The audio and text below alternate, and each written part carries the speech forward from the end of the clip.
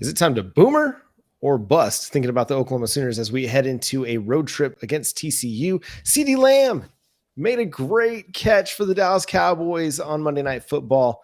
And we got some comments from the offensive and defensive coordinator for the Oklahoma Sooners that we'll dig through, digest, and discuss on today's episode of Locked On Sooners. You are Locked On Sooners, your daily podcast on the Oklahoma Sooners, part of the Locked On Podcast Network, your team every day.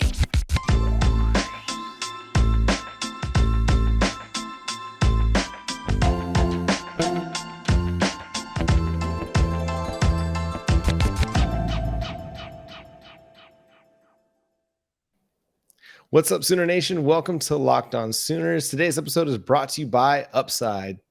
Download the free Upside app and use promo code LOCKED to get $5 or more cash back on your first purchase of $10 or more. Again, that's at the Upside app. Thank you for joining me. My name is John Williams. You can follow me on Twitter at John9Williams. He's Josh Helmer. You can follow him on Twitter at JoshOnRef and hear him Monday through Friday on 94.7 The Ref in Norman. Josh, I'm just swooning right now with Monday Night Football vibes after watching our guy CeeDee Lamb kind of take over in the fourth quarter after a pretty egregious drop, more than made up for it, converting on got a 17-yard reception early in the drive, converted on a 4th and 3 after getting crushed and holding onto the ball, then picked up 26 more yards a couple plays later, and then had the spectacular one-handed touchdown grab to basically it was the game-winning score for the Dallas Cowboys. I don't often wear jerseys, and I wasn't even wearing this jersey during the game, but I had to put it on so we could show our man Sedarian some love. Congrats, CD. Fantastic game for you. Josh, how you doing tonight, man? I'm just living the good life right now as a Dallas Cowboys fan. You gotta be, man. Big division dub right there over the New York Giants on the road. That, by the way, was a beautiful throw and catch. I mean, obviously the CeeDee Lamb portion of it, the one hand into the body, toe tap, side of the end zone there. Everything CD did was amazing, but it was a really nice throw by Cooper Rush. And I get it. Okay, we'll get to the Sooners. This is not Locked On Cowboys. I certainly understand that. But, man, you got to just be over the moon with what you've seen from Cooper Rush. They're getting good quarterback play from a guy that is a backup quarterback. But right now he's starting to look like, I don't know, maybe he can be a starting quarterback in this league. Yeah, he's been solid, and they've had really good game plans for him. But, yeah, this is not Locked On Cowboys, but make sure you go listen to our guys Marcus Mosher and Landon McCool on Locked On Cowboys. They give you all the goods. And if you're not a Cowboys fan, make sure you check out Locked On, whichever NFL team you follow. A lot of great content out there on the Locked On Network. So, Josh, we got a great discussion coming up. Boomer or bust. This is kind of our version of buy or sell, and it's focused on what we think about the Oklahoma Sooners now heading into what needs to be a rebound week. And I'll give proper credit where credit's due. I'm just going to bear with me here, people. If you're watching along on the YouTube side, I am going to read this off my phone verbatim so I can portray to you what these individuals said. And I think their podcast is the Cover 3 podcast, if I have it right. If I have the name wrong, I'm sorry. But it's Dan Wetzel, it's Pat Forty, and it's Ross Dellinger. And essentially the question that they ask every week, John, for prominent Power 5 programs in college football is pride or panic, right? Buy or sell, boomer or bust. And obviously Oklahoma this week is in the crosshairs of that following their setback at home to Kansas State. So they asked pride or panic, and Pat Forty's response was panic, absolute panic, bad day for Sooner Nation. You have to watch Lincoln Riley pull it out to go 4-0 while your team flops at home against Kansas State. There wasn't a lot of fluke to that. They were behind the whole game. So that's Pat Forty's response. Ross Dellinger, I'm in panic mode as well. It's bizarre. Kansas State, I hate to use the cliche, but just has the number, right? Twice. This is the second time in, I guess, 3 years they've won at Oklahoma. And obviously that's correct. And then Ross a little bit later goes on to say, yeah, panic because my team gave up like 500 yards of total offense against Adrian Martinez and a Kansas State team that lost the week before to Tulane. So a lot of the items that we kind of discussed in the immediate aftermath of this Oklahoma setback at home to Kansas State. And I guess, again, just a revisiting for you and I here, where does sort of you stand with that? And, you know, I know that this is, hey, pick a side, right? Boomer or bust for Oklahoma here. I frankly, for me, I do think that it's kind of a need more information, but boomer or bust, forced to pick. Where are you at right now with Oklahoma? I'm going to say boomer.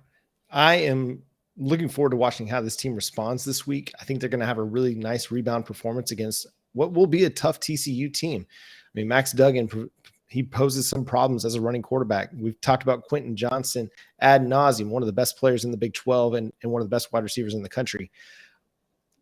I think what happened on Saturday night caught everybody by surprise. We've talked about it several times now over the last couple of days. Adrian Martinez just coming out and flinging the ball down the field caught me by surprise on the opening drive when he hit this no-name tight end for what was like a 20, 25-yard gain out of nowhere. And you're like, well, that's different. We haven't seen that yet this year. And obviously he's got more game tape than just this year. But if you're looking strictly at Kansas State from the 2022 season, none of that was available. There was nothing like that on tape. There was nothing like that in his game film. You might hit one play of 15 yards or more, but everything was under 15 yards. Everything was under 10 yards. It was just dink and dunk from Adrian Martinez because he was so afraid of turning the ball over, because that was basically his history coming up to this game or to this season. We talked about all of the turnover troubles. And so if I was caught off guard by what was happening there with Adrian Martinez. Now, I'm not a highly paid college football coach, but if you're looking at Kansas State's game film from this year and you're looking to see what their tendencies are, you have to be a bit surprised by that. And I'm sure it caught the team off guard a little bit. And he played a great game. And we'll hear from Ted Roof, or we'll hear some of his comments about the game, but it was also just a not great performance from the defense. And so he played a really good game. The defense didn't play up to their standard, up to their expectations. And all of that kind of merged together for this perfect storm of terribleness for the Oklahoma Sooners defensively. I don't think they'll have a repeat performance of that, especially this week against TCU. First of all, they're not going to face a quarterback that's like Adrian Martinez. Yes, they're going to face running quarterbacks. They're going to face a lot of them, but nobody that's got the physique of Adrian Martinez and the physicality of Adrian Martinez. They'll face good running quarterbacks, but they're much different players. And so I don't worry about Oklahoma struggling again against running quarterbacks, because I think they're fast enough to run with these guys, and they'll correct some of the tackling issues and the fit issues defensively that they had against Kansas State. It probably depends a little bit too, John, on like, what do we mean by boomer or bust, right? If boomer is holding Oklahoma to the standard which Oklahoma wants to be held to the standard by, win the Big 12 conference, one-loss team, college football playoff, I'd have to say I'm leaning bust coming out of this conference opener versus Kansas State. Just because, to me, if the standard is boomers just, hey, you're avoiding a complete catastrophe of a season, I'm not there with Oklahoma. I expect Oklahoma to rebound this week, go down to TCU and pick up this road win. I think Oklahoma's still the favorite in the Cotton Bowl. I'm expecting Oklahoma, as of right now today, to play much better defensively this week. Next week, obviously, against Texas down in the Cotton Bowl, and to win that game. I guess for me, again, if the standard of boomer is one loss, run the table, win a Big 12 championship, it's hard for me not to see, whether it's Baylor at home, whether it's Oklahoma State at home, whether it is one of these next couple of weeks, whether I'm dead wrong on the TCU and the Texas game, it's difficult for me right now to look at the schedule based on what we saw on Saturday night, John, and say, yeah, I'm comfortable this team's winning 8-9 games in a row. I think kind of where I stand is like, I'm still fairly confident this is a pretty good football team. How that plays out, it's kind of anybody's guess, because we're seeing that the Big 12 is a very deep conference, top to bottom. Like, I did my power rankings today for Sooners Wire for the Big 12, and I kind of struggled a little bit with how to rank certain teams. And I struggled with leaving West Virginia at 10, even though they got a big win over Virginia Tech in Blacksburg. But it was, and TCU, I struggled with where to put them, because yes, they're 3-0, but their big wins are over Colorado and SMU. Colorado's not good. SMU is a group of 5 team. So this conference is playing good football right now to start the season. It looks really strong. It looks really deep. And so there might be they might have a 2-loss Big 12 champion this year and not sniff the playoff because of it. But I don't think that that's necessarily a bad season for the Oklahoma Sooners if they're able to make it to the Big 12 championship game, win it, and then maybe go to a group of or a New Year's Six bowl. I think that's a pretty good season still because of the conference and the depth that it has this year. Well, and I would say, there's going to be some fans that because of who Oklahoma is and what the expectation is every season, they're not going to slam the yes button on this. But I do think right now, the majority of Oklahoma fans, if I told you right now, John, hit this button and you're guaranteed Oklahoma wins the Big 12 championship this season, I think based on what we saw Saturday, probably a lot of fans would say, yeah, I'm okay signing up for that based on what we've seen so far. And because of some of the things that you talked about right there, which is just not the top end strength of this conference, but the top to bottom depth of it that it looks like it has right now. I mean, like you said with West Virginia, they've got a couple of losses to Kansas and to Pittsburgh, but I mean, are either of those losses what we would consider just bad losses? Doesn't look like it right now. No, your 2 teams that have 2 losses in the conference are Texas and West Virginia. And Texas lost by 1 point to Alabama, and they lost in overtime to Texas Tech after their star running back fumbled the ball. And losing in Lubbock, yes, Texas Tech is not a premier program by any stretch of the imagination, but I mean, it's not a terrible loss. Like, it's not an embarrassing loss to go to Lubbock and lose in overtime without your legit starting quarterback, in my opinion. But so that's kind of, I think that shows you the depth of the conference. I think somebody, I can't remember where I saw it, but it's like just the non-conference play from the Big 12 has been really, really good. And either, no team has more than 2 losses, and that's pretty great through four weeks of the season. So I'm still feeling pretty good about this team. There's a lot that they have to clean up. Now, if they go to TCU and we see a lot of the same things, even if they win the game, but we see a lot of the same struggles, then I think it'll start to be time to be concerned about where this team's going to be and what their future holds in the 2022 season. So that's kind of where I stand. We got more to discuss. We're going to have Ted Roof's comments, at least a couple things heading into TCU, what he thought from the game against Kansas State. We'll hear from Jeff Lebby as well. But first, let me talk to you about Upside. From cringing at the pump to getting an eye-popping check at your favorite restaurant, inflation is hitting us all where it hurts, and it really hurts. That's why we started using Upside. Upside is an incredible app for anyone who buys gas, groceries, or dines out. With every purchase, hey, I'm earning cash back thanks to Upside. To get started, download the free Upside app, use promo code LOCKED, and get $5 or more cash back on your first purchase of $10 or more. Next, claim an offer for whatever you're buying on Upside. Check in at the business, pay as usual with a credit or debit card, and get paid. In comparison to credit card rewards or loyalty programs, you can earn 3 times more cash back with Upside.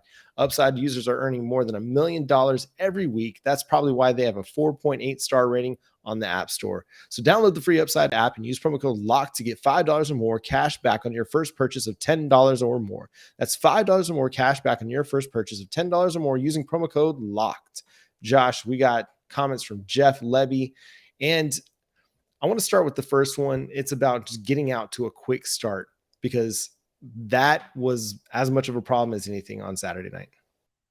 There's just got to be a heightened sense of urgency with everybody involved, starting with me, about starting faster. We got to do a better job there. You find yourself in a 3rd and 6 or 3rd and 7 situation first drive and don't convert, 3rd and 6 on the second drive, don't convert. And you go back to Nebraska, don't convert on that first one, and then obviously Kent State, struggled early. So we got to start faster. That's the reality of it, and get going and play complementary football, and that'll be a stress for sure this week. Yeah, they do. They've got to be better in that regard. Obviously, this now marks 3 games in a row, as Jeff Lebby talked about there, where Oklahoma in that category simply was not good. And especially in this game, Nebraska, one of the most impressive parts about it was that you did give up the opening drive touchdown, and then you just put the clamps down right, and suck the life out of the Huskers. But unfortunately, it was a total reversal against Kansas State to where those 2 opening touchdown drives that Oklahoma surrendered, John, just set the stage for the whole night defensively. And I know we're talking offense here with Jeff Lebby, but I mean, just kind of everything working in concert, letting Adrian Martinez do that. And then meanwhile, your own offensive failures to fall behind 14-0 the way that you did was just kind of the perfect enchilada of no bueno. Yeah, it's somewhat troubling when the first, set of plays, your first drive is generally scripted out. Like, what you're going to call as you go through that first drive, and it just hasn't really worked well for Jeff Lebby, Dillon Gabriel, and the Sooners. It's been kind of real hit or miss. I think some of it, we've talked about it, is just a lot of the short passing game, especially with the behind the line of scrimmage stuff, where you're purposefully letting the ball carrier or the receiver get the ball 2 yards behind the line of scrimmage. That's a bit of it. Some of it is, I think, not a good kind of mixture of run pass plays and them not really blending together well. I think on the 2 touchdown drives, like, you saw the running game working and then setting up the play action pass, and it worked. Like, using both things to set each other up to play in concert with one another. And so we'll see how that works out against TCU this week against a defense that's probably not pretty good. We don't really know that, but they just gave up, I think it was 34 to SMU this past weekend. So 42-30. Yeah. So there's a chance to correct some of those things and get off to a quicker start there, but we got to see it. The proof is in the pudding, right? Let's hear what Jeff Lebby had to say about Dillon Gabriel's performance, because we talked about that. It was good. It wasn't great, but here's what Jeff Lebby had to say. It's such a fine line, and that's the reality of this game. You step into that arena, you're going to want some things back. And again, I thought he played his butt off. He played incredibly tough. He led. He did a lot of things really, really well, but he's going to want some of those back. He wants a couple of those back. And it's like I said right after the game, I want a couple calls back too. So again, that's the nature of stepping in that arena. We're not going to want him to play perfect. We want him to play perfect, but that's not the reality of the position with everything that we ask him to do.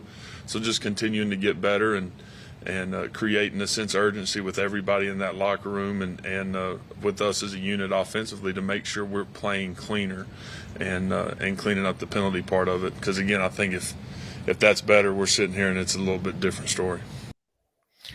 I mean, I think that does say part of it. Like, that does tell part of the story, is if you're cleaning up your penalties in the second half, fourth quarter in particular, you're probably going to go down and score.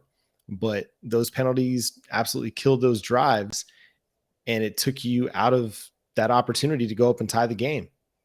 And who knows what else happens the rest of the game, but you take yourself out of the game with those penalties, and that makes a big difference.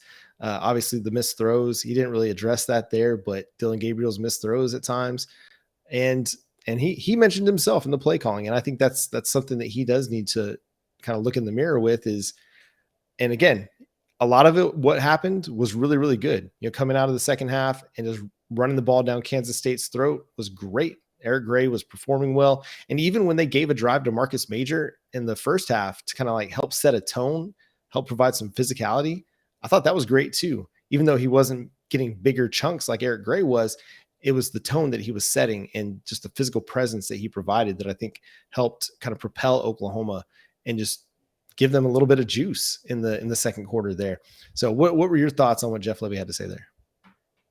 Again, more just, this is what happened, and it needs to get corrected. It's the execution side.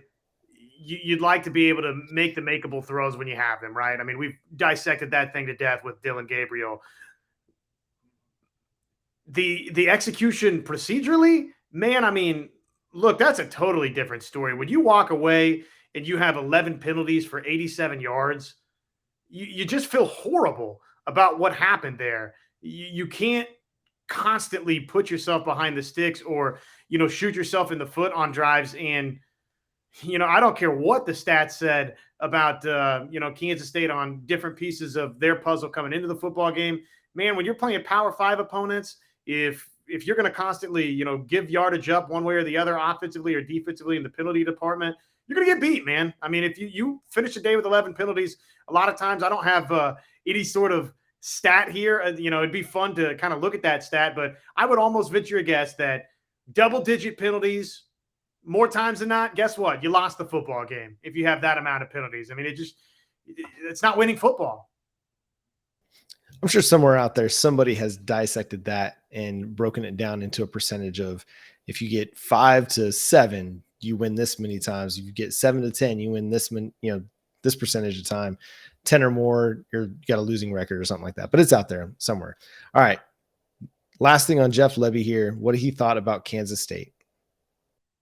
Really good things. I think, again, still the frustration is in the fact that 5 offensive penalties and they killed drives. And we found ourselves, we were really bad on third down. We had 5 third and 7 plus where we didn't convert a single one. 3 of those 5 were because of pre-snap penalties. One of them was because of a drop. And so you look at that and you think, man, you got a chance to be a lot more efficient if those things don't happen. And obviously, again, it's going to start with me and with us and finding a way to make sure we're playing cleaner and smarter, but did some great things. Like if you just look from a statistical standpoint what happened, pretty dang good, but it ain't good enough. We got to play cleaner, we got to play better and do whatever it takes to go win the football game.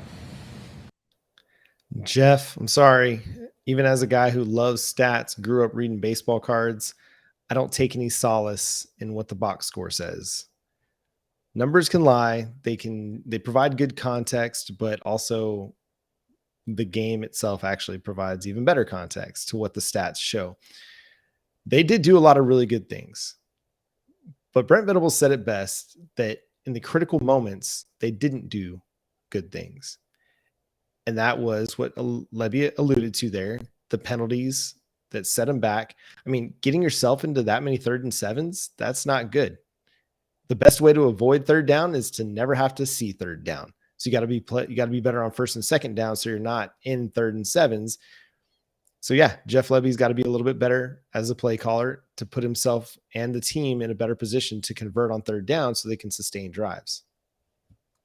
Yeah, I mean, the fact that Oklahoma's 0 for 5, like he's talking about there in those 3rd and 7 situations, I would say probably is uncharacteristic for Oklahoma. But again, you need to be successful on 1st and 2nd down, John. And we knew coming in, if there was one thing, all the things that we thought, weren't great about Kansas State, and that was namely Adrian Martinez throwing the football, right? What we knew that Kansas State was good at was this is a good defense. And typically if they get you in, 3rd and 7, 3rd and longers, you're not going to convert. So that's a failure there in the penalty department and 1st and 2nd down. Yeah, on the night they were 4 of 13 on 3rd down. Not good. Again, you're not going to win many football games converting less than half of your 3rd down conversions. So, all right, let's hear what Ted Roof had to say. Kind of what went wrong with the physicality of the team, because that was a very different football team. And again, Venables alluded to this in his post-game presser that they saw a lot of things that they hadn't seen leading into this game, that they expected this team to be better and physical and more sound and more assignment sound. And so here's what Ted Roof had to say.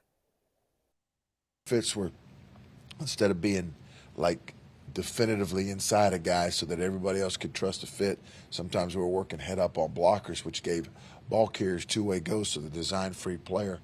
Then it froze him at times. So just to be extremely precise and the precision that we have to do with that. I thought our guys played hard. Again, the precision and some of the tackling issues were obviously a problem. Then the 3rd down things, where we had opportunities. As many things as that went wrong the other night, whether it was Kansas State doing something good or us making a mistake, we still had a chance at the end of the game to get a 3rd down stop and give our offense the ball back and have a chance to win the game. And we didn't do it. Yeah, and that's kind of what it comes down to is, the defined details. If you're playing gap football, which Oklahoma is, everybody's got to hit their gap or it throws everything out of whack. If you're playing two gap football, that's a different story. the linebackers know what they're supposed to do they're reading the running back. But if you're playing one gap football, they're expecting you to go in the A gap between the center and the guard. And if you don't, you just go straight at the guard, then it just creates a lot of potential problems and creates a lot of tension on the read. And when a team runs a lot of read option like Kansas State does, it just puts everybody in conflict, and it puts especially the linebacker who's trying to read the mesh play, the handoff, the quarterback running back handoff. It creates a lot more difficulty for him. So I think that's probably the theme for this game, is that there was not a lot of precision. There was not a lot of, and the players weren't focused in or emphasizing the finer details of what it took to win a football game. And I think what Ted Roof, he's asked about physicality there, and that's where he takes the conversation, right? I think the piece that he left out is Oklahoma too many times got its you-know-what kick, John. They got pushed around up front. They didn't get to the right gap that they needed to get to, right? When he says we're head up on a guy, well, that's because Kansas State got you head up. So Oklahoma simply, they got to be more physical, right? Just like the question was asking Ted Roof. It's I'm sure that there are just the detail-oriented side of it. Like, that's a thing here. But the other part is, don't get beat. Don't get beat as much. It's football. It's simple. It's complex, but it's simple. Yeah, it's about man on man, and you got to be able to win matchups. And not enough times in that game were Oklahoma able to win their matchups. Very few people on the defensive side of the football won their individual matchups in that game. So last thing from Ted Roof, and we kind of alluded to it a little bit. You just gave up 143 rushing yards on the ground to Adrian Martinez. You got Max Duggan coming up, who is an athletic player. He can beat you with his legs. Here's what Ted Roof had to say about that. Their quarterback is he's certainly a big time running threat. He's very efficient, and a lot of things show. If you don't take things off tape and correct them and fix them, they show up. They keep showing up. So we've got to make sure that we get those issues corrected and fixed. So moving forward, when teams do that against us, we execute better and coach better, and all the things that we all do it together. Yeah. So he mentions Max Duggan on the season. Duggan has 12 carries for 77 rushing yards. If you look at Pro Football Focus, which I like to for quarterback running yards, because they don't count sacks against quarterback rush totals like NCAA's official stat books do. So he's been an effective runner. He's not running it a ton. Probably hasn't had to against Colorado. Did a little bit more against SMU, where he had, It was 6 carries for 27 yards in the game. Only one of those was on a scramble. He had 5 other carries on designed runs. So on designed runs, he had 5 carries for 16 yards. So not a super efficient day for Max Duggan. Right now, he's just averaging 5.9 yards per attempt. If you're, again, looking at Pro Football Focus's stat keeping. He is a capable runner. He's an effective runner when given the opportunity, but he's a different style of runner. We mentioned it earlier in the show. He's not the physical brute that Adrian Martinez is. And he's not the quick and speedy guy either. He's just a guy that's kind of able to do some things with his legs. He's got enough athleticism and enough speed to make trouble for you if you lose contain. That said, I don't think it's going to be as much of an issue this week. If it is, then you got some really big problems, right? Because it seems like going in, it wouldn't be as challenging to defend. That probably you're looking more, not a designed quarterback run here and there, just kind of tuck it and beat you with your legs on a scramble every once in a while. Maybe 1 or 2 designed quarterback runs just to keep you honest in the run game. But, you're not going to line up in 25 straight times unless Oklahoma, again, has some serious, serious problems in the quarterback run game, which maybe TCU does, John. Come out and sort of say, you know what? Okay, we saw on tape last week that Kansas State had a ton of success with this. So probably there's a good chance that TCU does come out and, try that a little bit early. But I don't think that structurally the idea that TCU is going to 25 times with its quarterback, Max Duggan, in this game beat you the same way that Adrian Martinez beat you. Probably he's going to have to drop back and throw a little bit to beat you in this game. But like I said to start the response here, if he does, then all of a sudden, obviously, Oklahoma has some serious problems in that piece of its defense, trying to defend quarterbacks in the run game. And the other aspect of this is, does TCU have somebody that's as big of a threat as Deuce Vaughn running the football? I mean, they've got some decent runners. Kendre Miller, we've seen him in the past. He's averaging 6.7 yards per carry, 247 rushing yards. He could be a bit of a threat. He's somebody that you have to be aware of, and he can make plays in the running game. Is he Deuce Vaughn? No, but he's definitely a player that can make big plays happen. So that's going to be another element to this, is because when you run a lot of the read option or the quarterback stuff, you're having to make sure you're accounting for both the running back and the quarterback. And that's part of what didn't go well for Oklahoma on Saturday against Adrian Martinez. But again, stuff that can be corrected, can be fixed, just more kind of honing in on the details of how to defend the read option. And again, you might have a little bit less concern for Kendre Miller, who, I mean, he might end up having a big game because you focus so much on the quarterback run play. But again, I don't think it's going to be as much of an issue because, again, I think they rebound. Who knows? I mean, this team came out of the Nebraska game just riding high, and you look at Kansas State's film from the first 3 weeks that lost to Tulane, and you're thinking, I mean, I don't know how you go as a player and you don't think like, we got this, like how you don't feel somewhat confident about that. I mean, you try to like kind of dumb that down in your own mind, but the results are the results, right? Like, it's a results oriented business, and Kansas State's results were 2-1 and a loss to Tulane, where Oklahoma was coming off of a 35-point win on the road in Lincoln. And so I don't know, maybe the players don't think about it at all, but I think after that game, it's not necessarily surprising that there was a bit of a letdown. I don't think that's going to happen 2 weeks in a row. Well, and I think what you're getting at, and whether or not there's some truth to it, I think probably there is some truth to it, right? I don't know that any of the players on the team would feel this way, but human nature, right? Human nature to be riding that high. And again, this is the mark of great teams, great programs, is so talented that, but even we saw Georgia did not play great this week versus a team in Kent State that Oklahoma saw. So, I mean, nobody's perfect. Obviously, this week, Oklahoma was very, very far from perfect, and it got them burnt. The human nature of having, riding that wave of that high coming out of Lincoln, Nebraska, to come back home. We asked the question, how was OU going to handle? Everybody's saying all these nice, positive things about them. And obviously the answer to that question was that they didn't handle it well at all. Okay.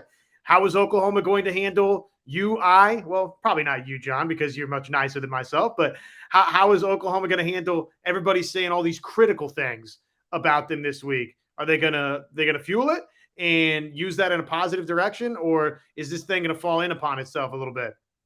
We're about to find out, Toby Rowland. Yep, we'll find out here in the next 5 days as the Oklahoma Sooners travel to Fort Worth, my old stomping grounds, to take on the TCU Horned Frogs for an 11 a.m. kick. Make sure you're tuned in to that one. We'll have more coverage later this week. We're going to have a crossover with Steven Simcox of Locked On Horned Frogs later this week as well, to give you a little bit more TCU insight for that game. But that's going to do it for today's episode of Locked On Sooners. Thanks so much for tuning in and subscribing to the show wherever you get your podcasts. Again, go subscribe over on YouTube so you can get the audio and the video of this show. We're trying to get to 3,000 subscribers by Red River Showdown, so help us get ever so closer. We're about to hit 2,700, so you can get us to our goal. But until next time, he's Josh Helmer. I'm John Williams. We'll catch you then. Boomer Sooner.